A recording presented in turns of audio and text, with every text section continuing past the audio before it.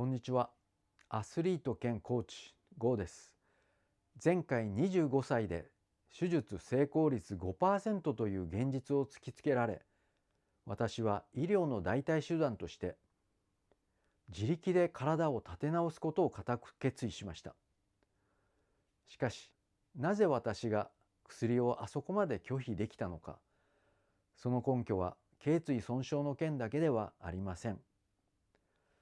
私の人生観の根幹を形作った幼少期からの薬の体験にあります。今回はその原点のお話になります。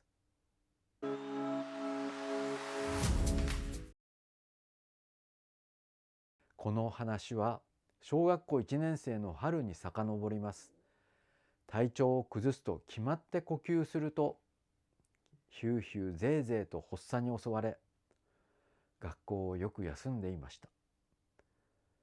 近所の開業医の医師に見ていただきました。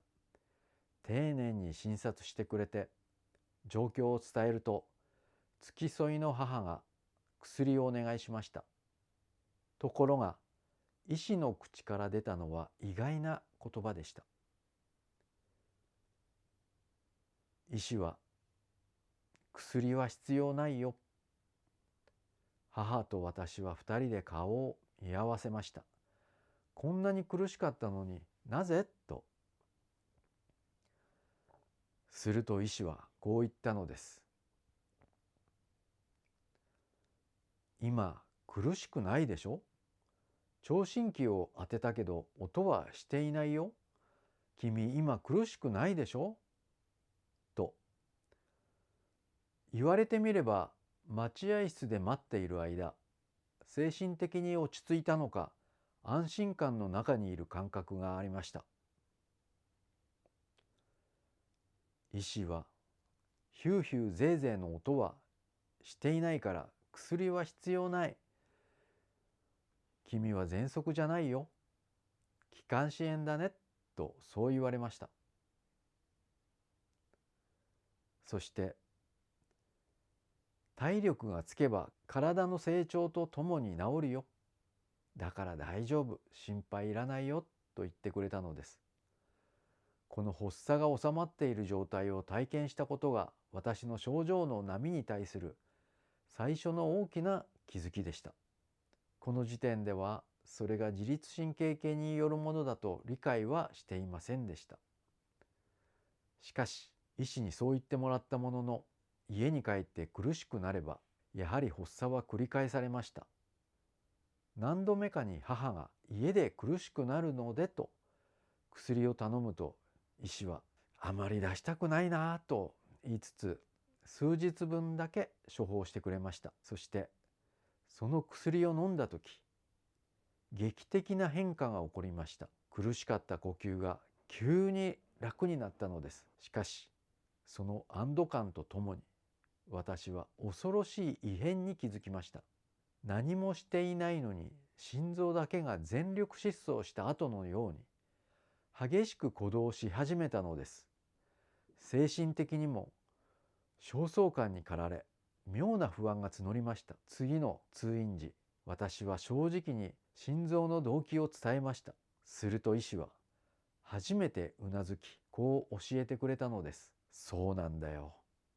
薬には必ず副作用というものがあるからね。私はできるだけ出したくないんだよ。と、この言葉で全てがつながりました。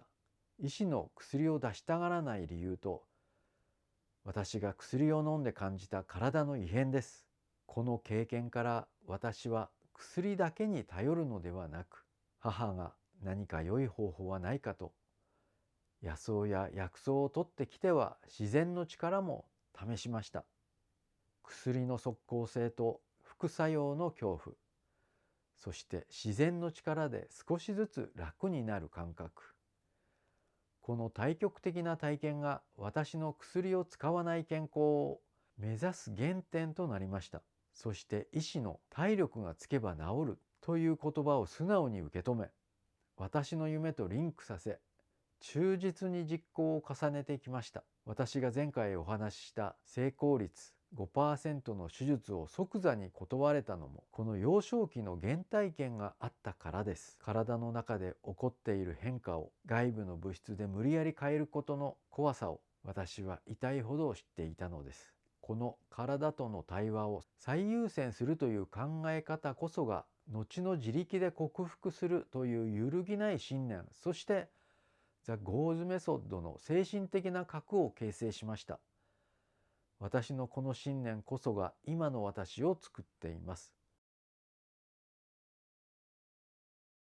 そして現在還暦を迎えましたが、このメソッドの完成により薬も整体もマッサージも鍼灸も必要としない健康な体となりました。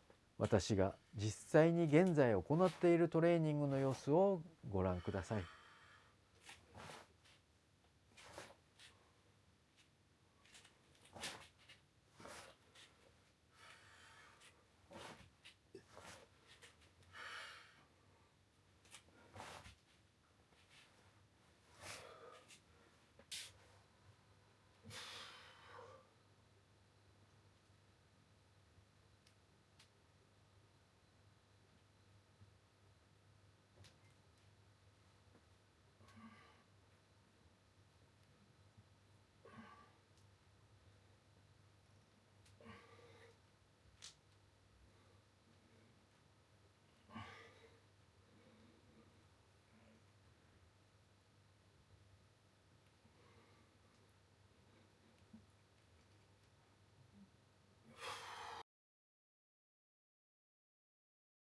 もし今あなたが私と同じように自分の力でこの体をもう一度取り戻したい、そう心から本気で願っているのであれば私に連絡をください。